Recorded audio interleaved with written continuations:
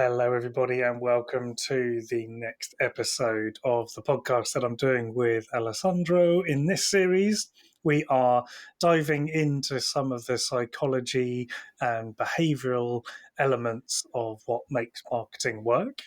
So, for those of you who are new to the podcast, my name is Simon Batchelor. I'm a marketing consultant and I've been running a marketing agency for 21 years. And last year, I also wrote a book called Reframing Marketing, which is all about how to do ethical and effective marketing. So, Alessandro, do you want to give us an intro as well? Hello everyone, my name is Alessandro Calzolari and I help professionals like accountant, solicitor, coaches and consultants and tech companies to build the confidence of, for example, understanding who is the ideal client, what language the ideal client speak, but also why they should choose you as a professional or an expert. And this result in boosting your revenue, cut the marketing costs, and to be seen by your clients or prospects as the go-to expert. So, today we're going to be talking about how to make content that resonates with your client's specific needs. So, Alessandro, do you want to start us off by giving us a few ways that you think we can make content that resonates with our ideal client? Let's take a content, or let's see a content as a vehicle to move from A, where the other person, the reader is, to B, where they want to be. So the content is the vehicle. And most of the time, we need to consider the content as like a journey. So rather than crafting content just for the sake of writing content, we need to really understand where the reader is in their buyer's journey. So the buyer's journey, the simplest way, we need to understand whether they know that they have a problem, whether they know there is a solution, that you can be the solution, whether or not they are ready to buy the solution, and the last part is whether or not they would suggest you as the solution to another friend or another colleague or buy something from you over and over. So when this is very, very clear in our mind when we craft content, there are different points of the content that we need to put more attention. I think that's really interesting because those three elements, I guess, are the kind of underlying things that we need to get right in terms of creating content. And then it's about diving in, I guess, to sort of a deeper level of content in the sense of there are three things I think that work well with content. So one is making it actionable. So that's trying to make sure that your clients are able to do something with the content. I see this a lot, and this is calling back to what you said, where you're sort of making content for the sake of making content. And that really starts to show where it's like, well, actually, if you want your client to do something when they've watched or engaged with your content, then let them know what that is. So sometimes that can be just encourage them to interact. So ask a question, leave a comment, start that conversation. And for a lot of coaches and consultants, that's actually often the best thing to get clients to do, because you don't necessarily want to try and make content that's just about selling. So rather than saying, here's an interesting bit of content, also here's all my stuff to buy, and just give them a shopping list at the end, really the action is, well, here's where you can go to find out more. Or would you like to leave a comment? Or if you've got any questions, let me know. So I do this when I do my podcast episodes. I always say, if you have a question, you can find me on LinkedIn. I get lots of people find me on LinkedIn and say, hey, it said in your podcast that I can ask you a question. So here's a question. And it's great. I get lots of really good questions that then inspires more content for that audience. So is there any other factors there, Alessandro, that you think are important when you're making that content? Yeah, so you mentioned like the call to action, because most of the time we assume that the other person knows what they need to do next after having read our social media post. Where I see a lot of potential is when we match the written content with an image, the image that provides an emotion. We know that the power of an image compared to a piece of content, written content, is 10 times, 100 times much more powerful, because that is going to also trigger an emotion. So the call to action, an image, and I would also say metaphors. I use a lot of metaphors because if I want to reduce the level of complexity for a concept, if I give a metaphor that everyone is familiar with, we can reduce the level of complexity and also make a piece of content more engaging. Yes, I think that's really interesting because both images and metaphors are things that I think people really struggle with. So sometimes, if you're trying to explain an abstract concept with coaching or consulting, then people get to the end and they're like, well, I don't know what to make an image of.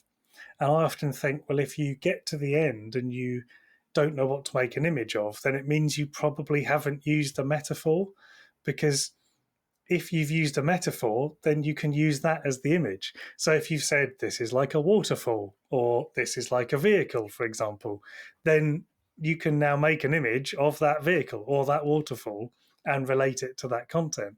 So I think that's always a good check, is like, well, if you don't know what to make the image of after you've written a blog or a web page, then you probably haven't described it in a very visual way or a simple enough way for the reader. So it can be a really good way of checking your own content. Yes, and also in the call to action, the last part is to ask questions. I also ask questions because, for example, I see to move from A to B as the vehicle, but for someone else could be something else. So I can ask also question to create this level of engagement. Yeah, I think questions are a really good one. And also that's really good for, inspiring people to then engage with the post, leave comments or get in touch with a direct message or perhaps even an email. So, if we think about these different elements of content, then obviously what we're doing now is a good example of some content. We're having a conversation, we're talking about marketing psychology concepts, hopefully in a way that is engaging and easy to understand. So, obviously, this is one way of creating content with a podcast and a video of this content. And also, there's a written version of this same content as well that you'll find on LinkedIn. So, we've tried to capture all of the different learning styles there with the watch, read, listen, do. So, in terms of other forms of content, Alessandro, is there another form of content, or perhaps one that you find is working well for you? If I start like the top one is the podcast, in particular, like the one that we are doing, because we can see the other person in terms of like maybe the facial expressions. If we want to create the trust, by using just word is really difficult. So when we see the other person, we can also learn from the body language, the facial expressions. So the podcast, or let's say even like a YouTube video, is very, very useful to create emotion, to bring a person on a journey. So podcast is my top one. A video is very, very effective. And then using images. So when I use images, as I described before, it's much easier to create an emotion. But the top one, if I need to choose, in fact, we chose like a podcast, is the best one because we start eliciting all the different senses. So the visual, the auditory, all the different triggers that we get from a podcast to a video, I think we can't get from a piece of content. So the top one, I would say podcast and a video. I would agree with that. I find that the content I put out that's just written, I tried it for a little while, but it really doesn't get anywhere near as much traction or engagement as when I make videos in front of the camera. So I do content like this where I talk to someone and share an idea and a concept, and that's really good for building trust and helping explain concepts that it's useful for clients to understand before they work with you. So there's that element of it. But I also make content where I just talk to the camera. Now, what I'm actually doing is I'm basically reading my blog. So I've written the blog post and I'm reading that to the camera. Now, that works really well because I'm able to deliver that content to camera, and I know not everybody can do that. So for me, it works, but for some people, actually, that level or length of content just doesn't quite resonate with them.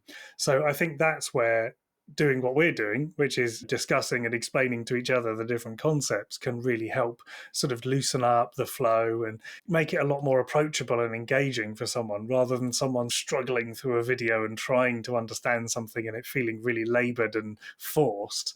I think actually this can be a really effective way of helping people just relax a bit into the topic, letting their expertise shine through without that pressure of it having to be perfect or feel presented. Absolutely. And probably one of my biggest recurring questions is most clients ask me what is the type of content that I should use and what is the time. I would say try is an experimentation Because sometimes you can create maybe a podcast, from the podcast you create an article, from an article a social media post.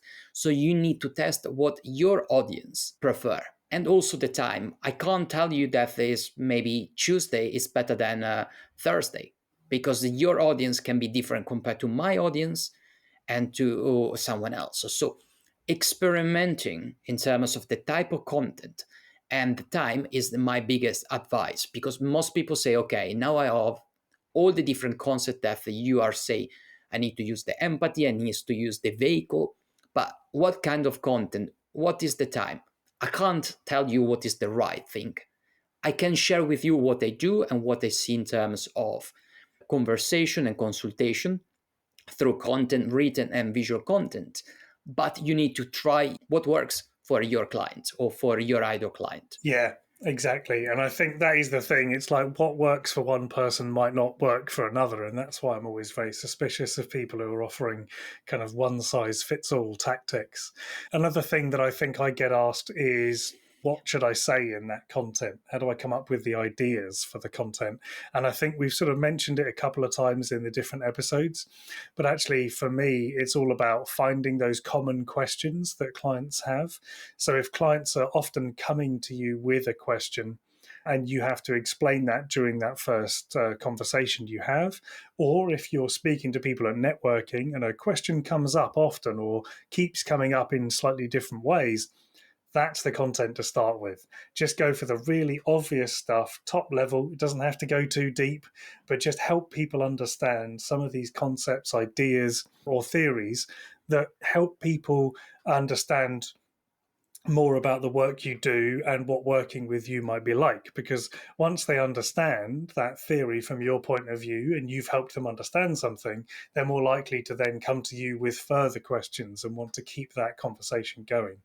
So that's where content can be really powerful, I think, because it's not just sort of, chalk and talk. It's not just presenting one way. When it's done right, it can really help someone join two concepts together or think about something in a completely different angle, shift their perspective.